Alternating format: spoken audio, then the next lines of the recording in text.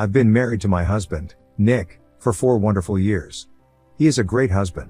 Our relationship has always been centered around just the two of us. Since very early on, we made a mutual decision to not have any children. It was a choice we were both completely comfortable with, and it's something we've never second-guessed. Our life together has been fulfilling in so many ways, and we enjoy the freedom and flexibility that comes with not having the responsibilities of raising kids. Every year, when our wedding anniversary comes around, I like to plan something special to celebrate our time together. It's become a tradition that we both look forward to, a time when we can escape from the usual routines of life and just focus on each other. I've always loved surprising Nick with little getaways or thoughtful experiences that reflect how much I value our relationship. This year, for our approaching 5th anniversary, I decided to go big and book an all-inclusive resort for us for a week. We had always wanted to go to this resort in our city since we had found out about it.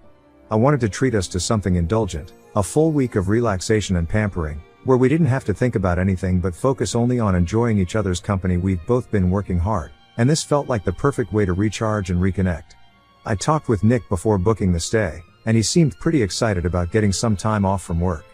Unfortunately, my mother wasn't doing well during this time. Almost 15 years ago, she was in a serious car accident that left her paralyzed from the waist down. It completely changed her life, and ours, in ways we could never have anticipated. I was still living with my parents at the time, hence I became very involved in taking care of her. My dad was the sole provider for our family, so he had to work long shifts or even overtime to pay for mom's medical calls. Despite coming back home tired, he would still help out my mom in any way he could. It wasn't easy for any of us, but we made it work as a family. However, things became more challenging when I left for college. My dad had to shoulder the responsibility of caring for her alone, and I could tell it was taking a toll on him. Being away from home during that time made me feel incredibly guilty. I wanted to help, but being at college meant I couldn't physically be there for either of them. Every time I visited, I could see the strain on my dad's face, though he never complained. He loved my mom and was dedicated to her, but caregiving is exhausting, and I knew he needed support. This is why when I got my first job after graduating, one of the first things I did was offer to hire a full-time caregiver to help take some of the burden off of my dad. I knew it wouldn't be the same as me or my dad being there for her, but I thought it would at least give him a break, some time to rest and take care of himself. My dad was so grateful when I made the offer. I could see the relief in his eyes, and it made me happy to be able to do something meaningful for both of my parents. It felt good to know that they would have the support they needed, and that my dad wouldn't be alone in managing everything. However, my mother's health was declining. She had started having respiratory issues, which made it difficult for her to breathe without supplemental oxygen. Over the years, she had lost much of the muscle tone in her upper body, making it nearly impossible for her to move her wheelchair independently anymore. It was not just her physical health that's deteriorating, her emotional state had been in steep decline as well. The vibrant, active woman I grew up with, who used to take charge of everything and everyone, was battling deep depression and overwhelming frustration over her lack of mobility. One night, my dad called me in a panic. He said my mom had started waking up in the middle of her sleep, screaming from terrifying nightmares. She kept telling him that she was going to die soon. Hearing those words from him made my heart nearly stop. I had known she wasn't doing well, but the thought of her feeling so desperate and terrified was more than I could bear. It had been a month or two since my last visit to them, mostly because of my demanding work schedule, so without a second thought, I told my dad I would drive over to their place in the morning. I knew they needed me, and there was nothing more important at that moment than being there for both of them. However, when I told my husband about my plans to visit my parents for a few days to take care of my mom, he didn't like that. Nick wasn't really a family guy. Unlike me, who was blessed with a warm and supportive family, my husband, Nick, had a much more difficult upbringing. My husband grew up in a household where his parents clearly favored his sister, who was the golden child in their eyes. Nick, on the other hand, was often overlooked and neglected. It was heartbreaking to learn that he had spent much of his life feeling ignored by the people who were supposed to care for him the most. Over time, he had learned to live with this reality, but the scars it left were deep. Nick's family lived quite a distance away, and they seldom made any efforts to visit us. His family never had any get-togethers even on Christmas. This physical and emotional distance meant that Nick wasn't close to his family. In fact, he had been estranged from his sister for years and their relationship was almost non-existent. When Nick and I started dating, I was very open with him about the strong bond I had with my own family. I wanted him to understand how important they were to me and that visiting them was something I did as frequently as I could, despite the long 3 to 4 hour drive it required. In the beginning, Nick seemed to be okay with it. He would even accompany me on those trips, and it felt like he was becoming a part of my family too. My dad, in particular, really took a liking to Nick and treated him like a son. They shared a love for football, and it was a joy to see them bond over a game with a beer in hand, laughing and chatting as if they had known each other for years. But as time went on, something shifted. Nick began to withdraw from these visits, and eventually, he stopped coming with me altogether. It was pretty evident that he had grown tired of spending time with my parents over time since he was not used to being with family frequently, though he never explicitly said so. It became more and more difficult for me to get him to join me on those trips, and I found myself making excuses for his absence. My dad, who had genuinely enjoyed Nick's company, would sometimes ask about him each time I visited him, his voice tinged with a bit of concern. I didn't have the heart to tell my dad the truth that Nick didn't want to spend time with him and mom anymore, so I would lie and say that Nick was caught up with some urgent work or that he had something important to take care of.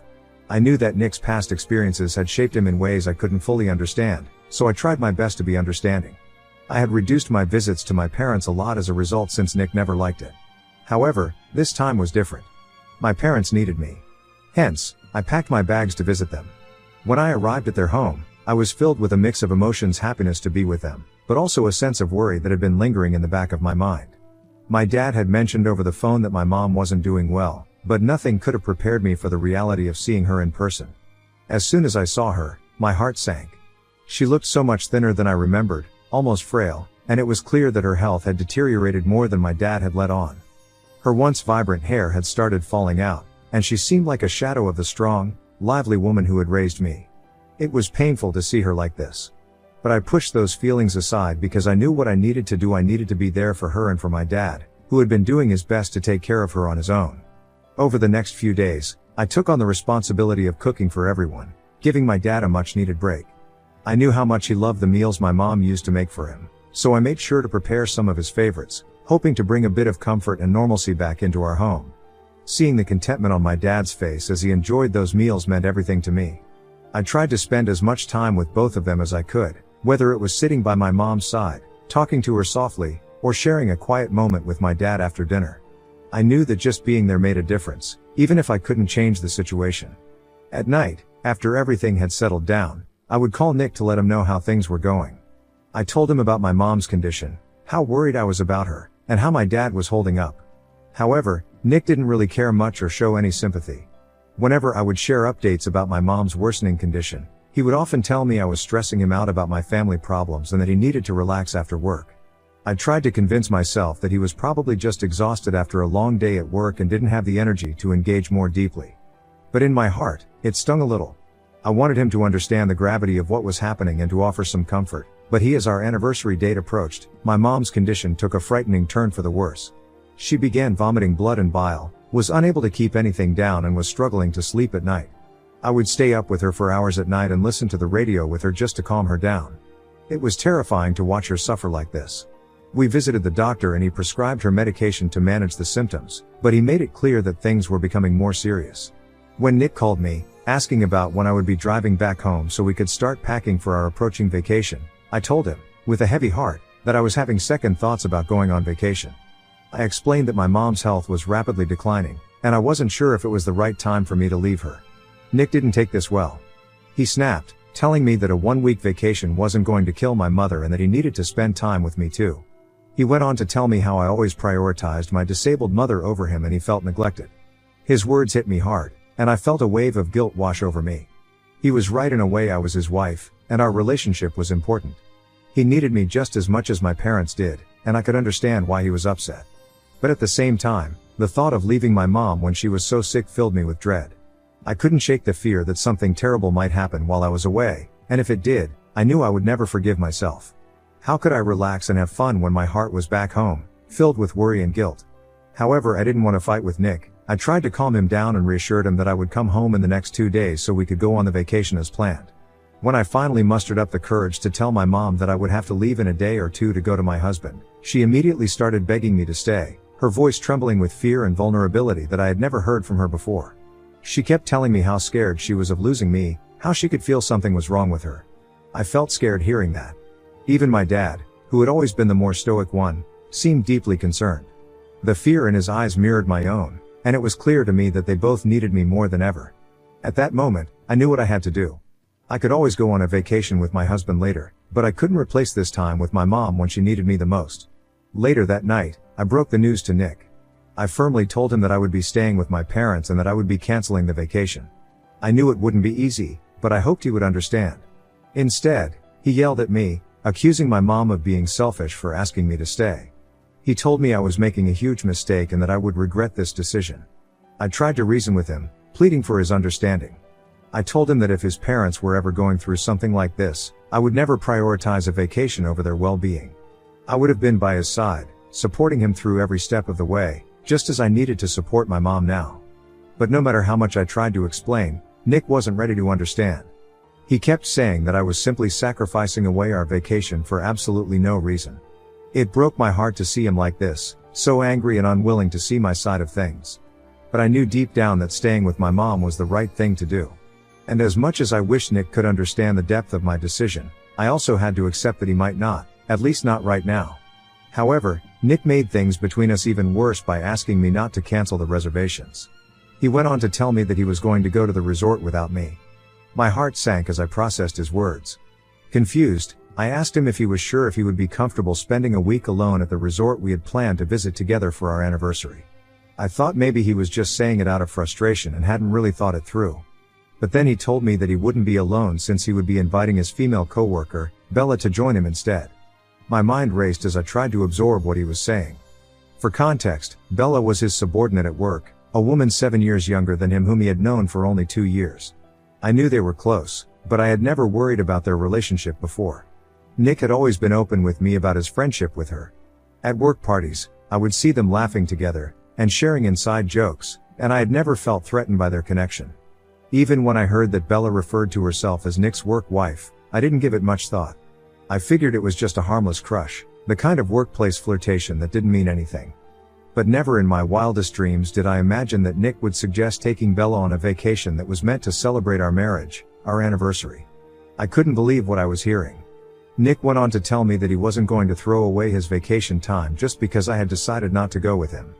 I pointed out to him how wildly inappropriate it was to take a coworker, especially one who was his subordinate, on a vacation that was supposed to be for us. But Nick argued that I was basically abandoning him, so he had no other choice left. He said he needed a break from work, and knew Bella would be there for him. His words hit me like a ton of bricks. It felt like he was punishing me for doing what I felt was right. I couldn't believe the man I married, the man I loved, was saying these things to me. It wasn't just about the vacation anymore, it was about our entire relationship, about the vows we had taken to stand by each other through thick and thin. How had we come to this point where he would rather go on a vacation with a coworker than support me in one of the most difficult times of my life? I spent the entire night worrying about our future. I realized that my marriage was in serious trouble.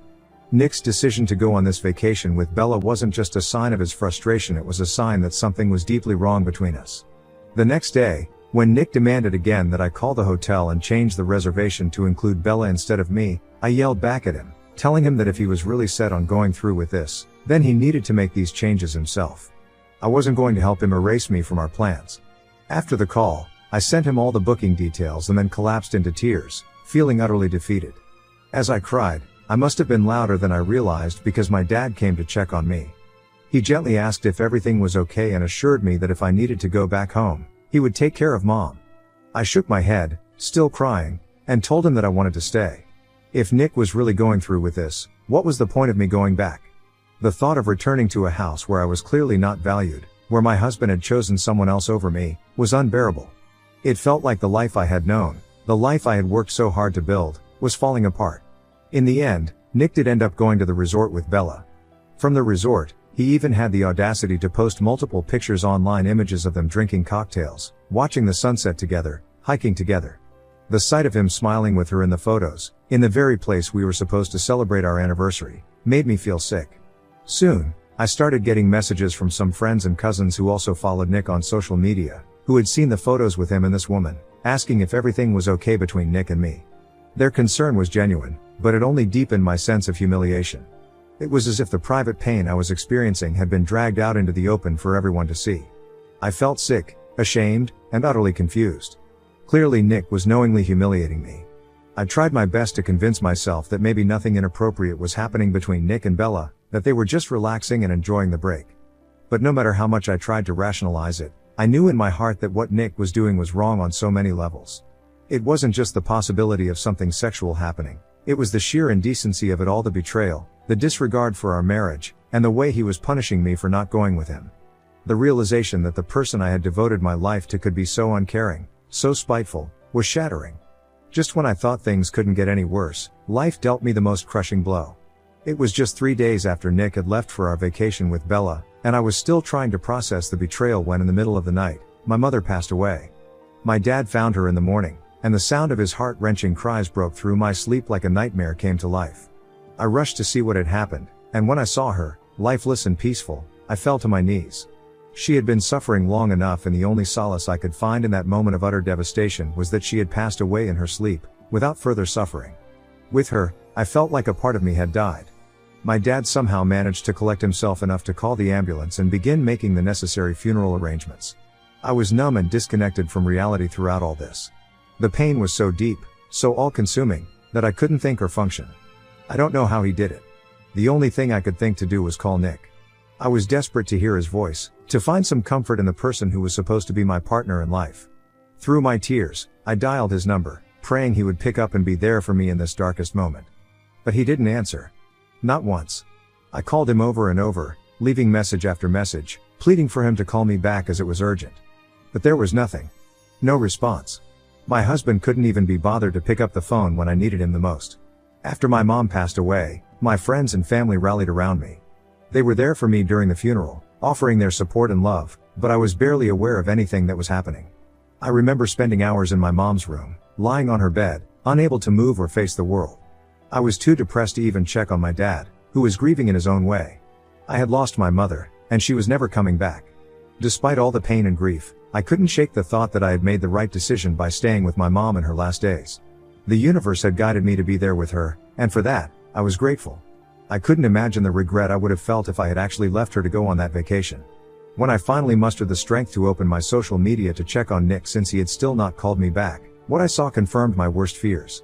Nick had posted more pictures from the resort, smiling and enjoying himself with Bella, while I was mourning the loss of my mother. He hadn't even bothered checking in on me, not once. As I stared at those pictures, it became painfully clear how little I mattered to him. It was like a knife twisting in my already shattered heart. The weight of everything, the loss of my mother, the betrayal by my husband, was unbearable, but as I lay in my mother's bed, surrounded by the memories of her love and wisdom, something inside me shifted. My mother had always been my guide, the one who taught me to stand tall, respect myself, and never settle for less than I deserved. In that moment of clarity, I realized then that I could never look at Nick the same way again. His actions over the past few days had shown me who he truly was, and it was someone I no longer recognized or could respect. I knew I didn't want to spend the rest of my life constantly questioning my choices and punishing me for them. I also could not trust him any longer and didn't want to torture myself with thoughts of whether he had slept with Bella or not. Those things didn't matter anymore.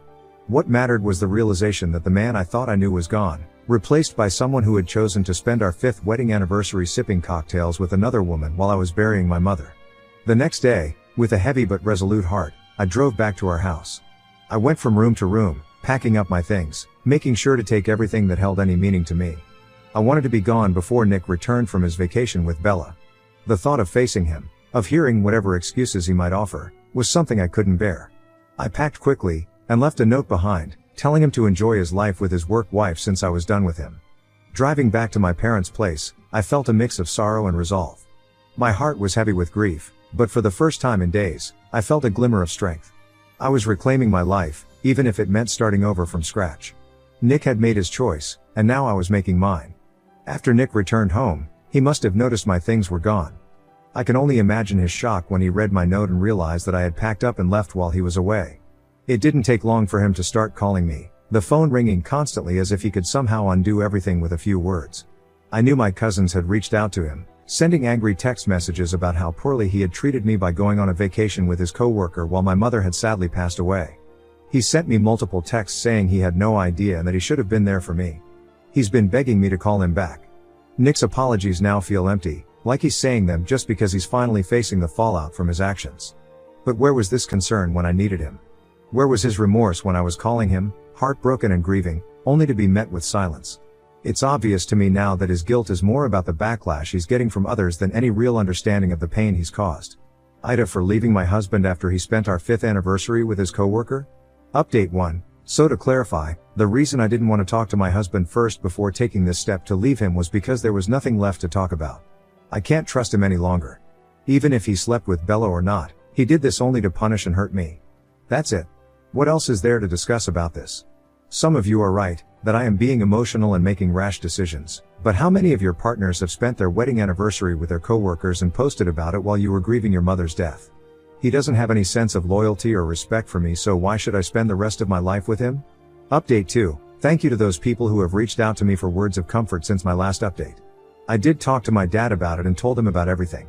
I wanted his opinion on whether or not I was really making the right decision to leave my husband. He loves Nick just as much as he loves me, so I knew he would not be afraid to call me out if he thought I was making a mistake. My dad agreed that what Nick did was unforgivable, but also pointed out that I needed to talk to my husband and get to the bottom of this. My dad believes that Nick has been having an affair with Bella and has urged me to find out the truth so I can get some kind of closure. Hence, I have finally reached out to Nick and asked to meet with him one last time. Update 3. Long story short, my dad and everyone else were right about Nick. He did have an emotional affair going on with Bella. He confessed to me during our conversation that although they never did anything physical, he had grown very close to her over time. He basically blamed me for always neglecting him and how he never became my first priority even after marriage. I argued back, reminding him of our regular date nights, the dinners I cooked for him, the conversations we had every evening about our lives, how I did his laundry exactly the way he liked, and how I cleaned the house even when I was exhausted after work because he didn't like the house being messy or disorganized, how I even bought him expensive gifts, while he would only give awful and inconsiderate gifts in return. So how, I asked, did I ever neglect him when I wasn't the one having an emotional affair with their coworker? Nick had no answer to my question.